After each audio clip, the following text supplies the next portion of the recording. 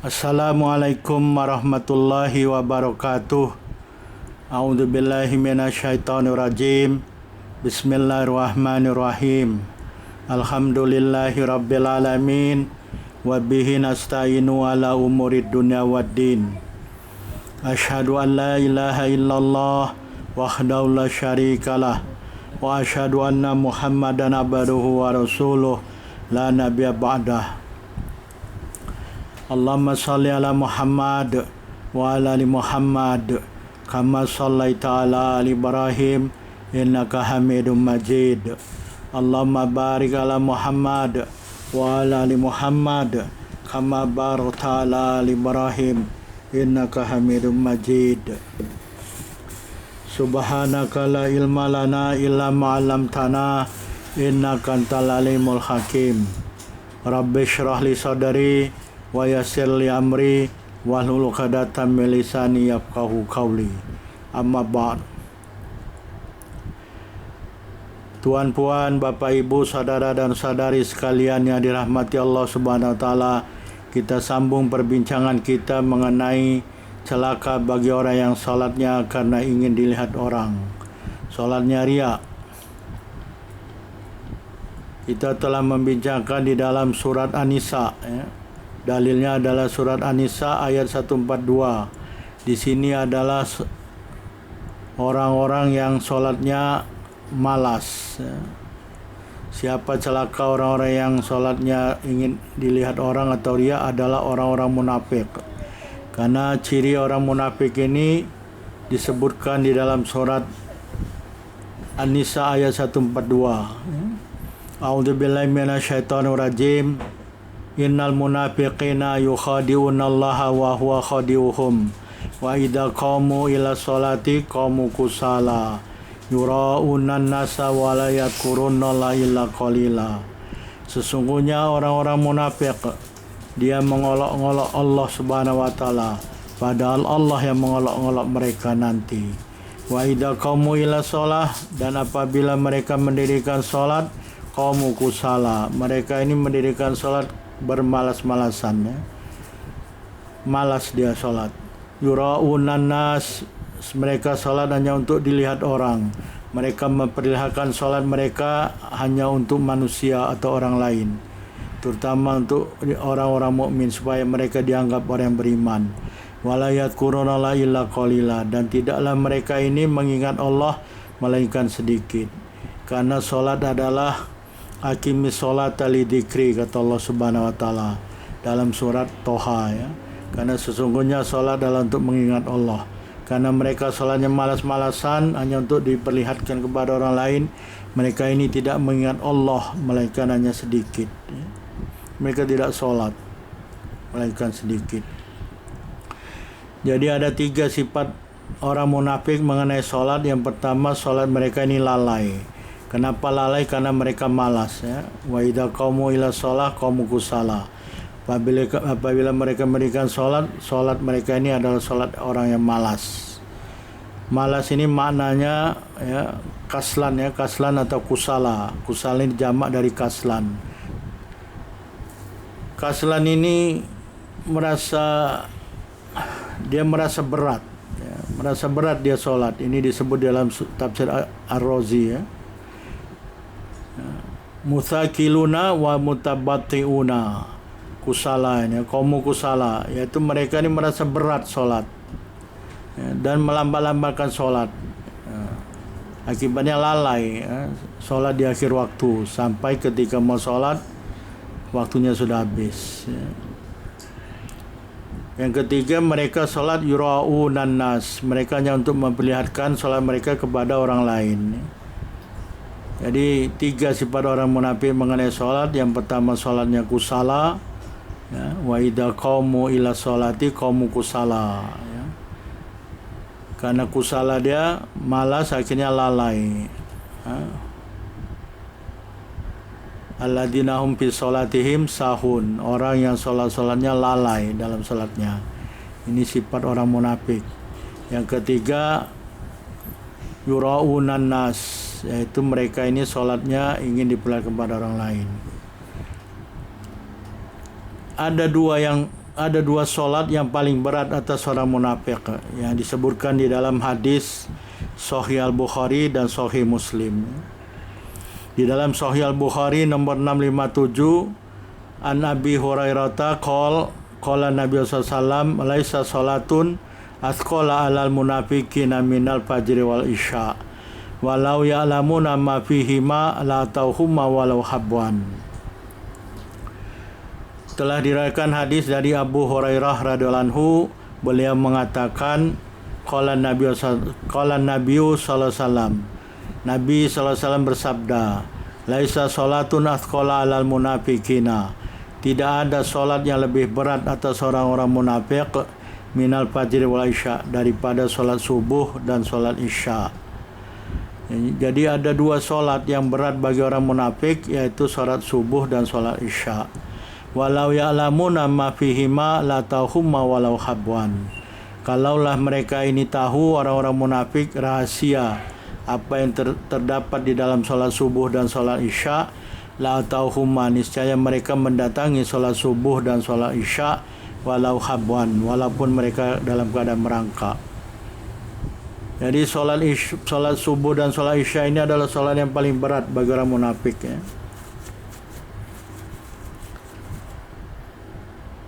Dan kalau mereka tahu ada rahasia dalam salat subuh dan salat isya, ada rahasia ya. Apa rahasianya? Wallahu alam, hanya Allah dan Rasulnya yang tahu. Tidak disebut oleh Rasulullah SAW apa yang terdapat dalam salat subuh dan salat isya. Apa rahasia yang terkandung di dalamnya? Tak ada yang tahu. Kalau tahu, kata Rasulullah, mereka akan mendatangi salat subuh dan salat isya walaupun dalam keadaan merangkak. Jadi begitu hebatnya nih rahasia. Rahasia apa? Wallahu alam. Selanjutnya di dalam Sahih Muslim nomor 651, masih hadis yang sama tapi redaksinya atau kalimatnya berbeda sedikit ya. An Nabi Hurairah radhiyallahu anhu qala Rasulullah sallam, inna asqala salatin alal munafiqina salatul isya'i wa salatul fajr. Diriwayatkan dari Abu Hurairah radhiyallahu anhu, beliau mengatakan Rasulullah SAW bersabda, inna asqala shalah, sesungguhnya paling berat solat alal munafikin, atas orang-orang munafik, salatul isya wa salatul fajr, salat isya dan salat subuh. Walau ya'lamuna ma fihima, kalaulah mereka itu tahu rahasia apa-apa yang terkandung di dalam salat isya dan salat subuh, la tauhuma walau habwan, niscaya mereka akan mendatangi salat isya dan salat subuh walaupun mereka dalam keadaan merangkak. Jadi salat yang paling berat bagi orang munafik adalah salat isya dan salat subuh. Di dalam salat isya dan salat isya dan salat subuh ada rahasia yang sangat hebat yang terkandung di dalam kedua-dua salat.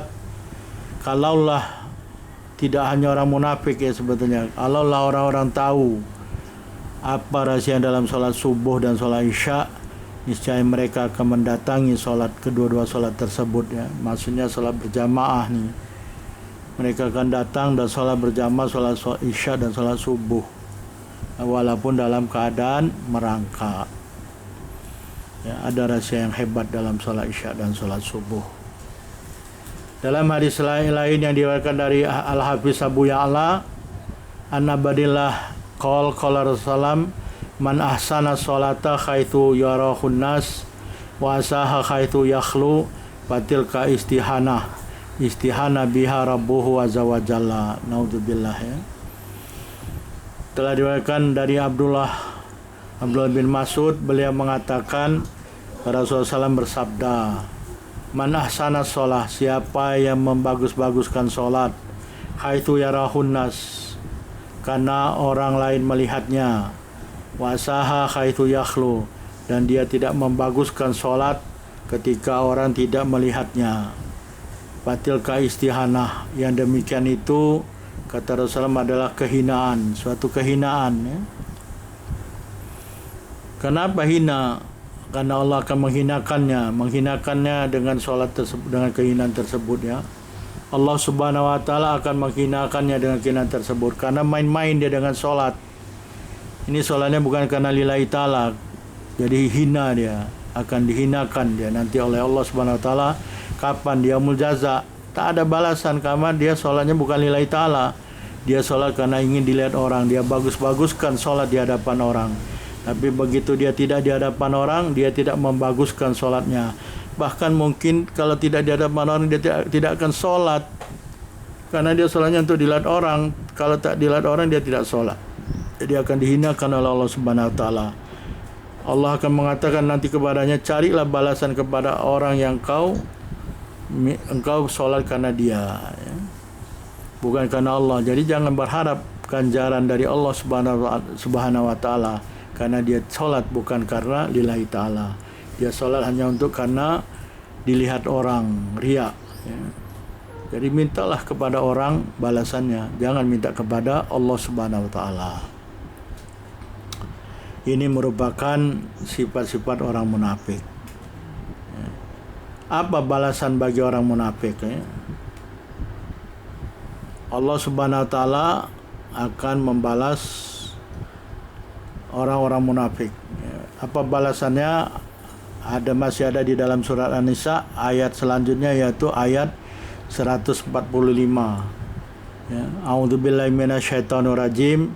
Innal munafiqina fid darkil asfali minan nar walan tajida lahum nasira. Sesungguhnya orang-orang munafik ada di dalam lapisan paling bawah minan nar, dari anar, ya, dari api anar jahanam.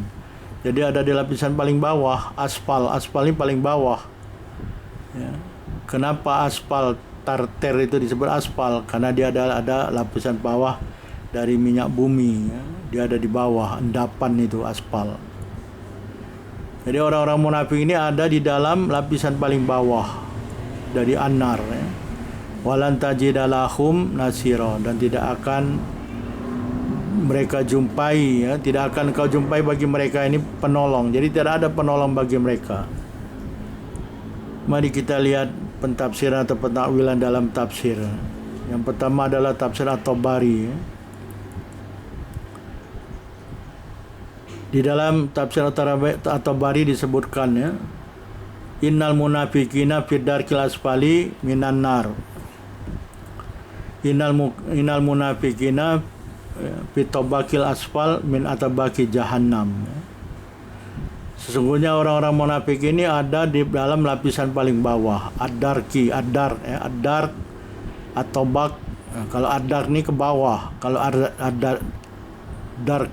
darkun, ya. Darkun atau darakun ini untuk kedalaman, ke bawah dia. Ya. Wa kullu tabaqin min atbaqi jahannam darkun, ya. Jadi setiap lapisan yang ke bawah, ke dalam itu ke bawah dari jahanam disebut darkun. Tapi kalau al-jannah, jannah dia lapis tingkatan ke atas, ya. Kalau jahanam ini ke bawah. Nah, karena jahanam ini ke bawah disebut darkun. Tapi kalau ke atas jannah disebut darjah. Naik ke atas itu darjah. Kalau ke bawah turun darkun, darkah, ya. Jadi orang-orang munafik ini ada di lapisan paling bawah dari jahanam. Naudzubillah. Lapisan jahanam paling bawah, lapisan yang paling dahsyat, ya, azabnya. Di sana ada wail, ya. Wail. Apa itu wail telah disebutkan dalam video sebelumnya, ya. Yaitu wadi yang berisi nanah, ya, yang mengalir, yang akan dibagikan kepada orang-orang yang sholatnya lalai dan sholatnya riya.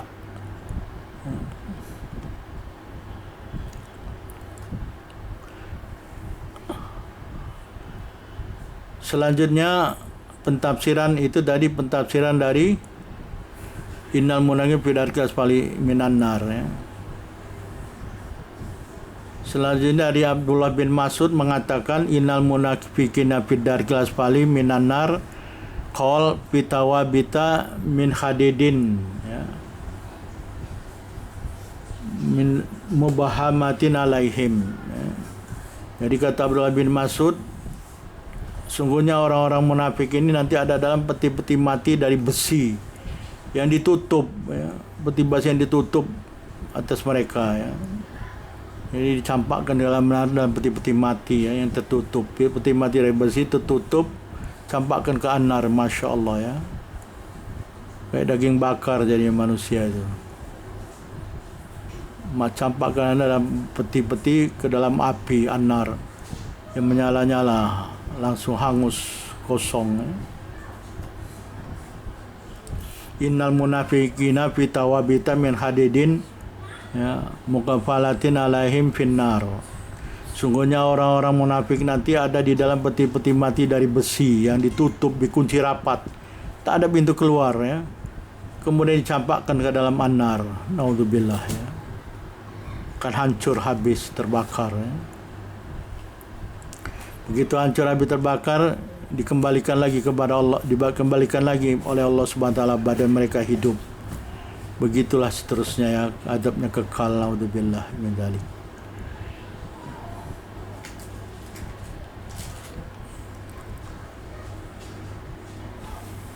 Di dalam tafsir Ar-Razi disebutkan ya tentang pentafsiran al-innal munafiqina fi darkil asfali minan nar ya.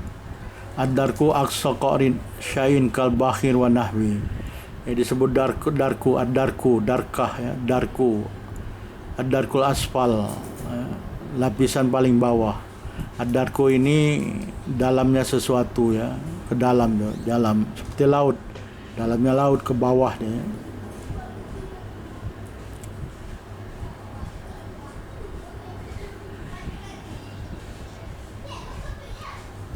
Kalau ke atas ada jah tadi ya, kita sebut ada jah.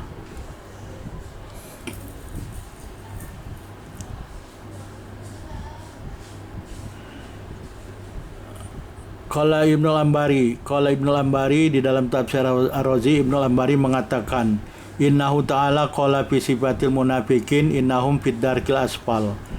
Sungguhnya Allah Subhanahu wa taala telah menyebutkan mengenai sifat orang munafik ya, maksudnya balasan untuk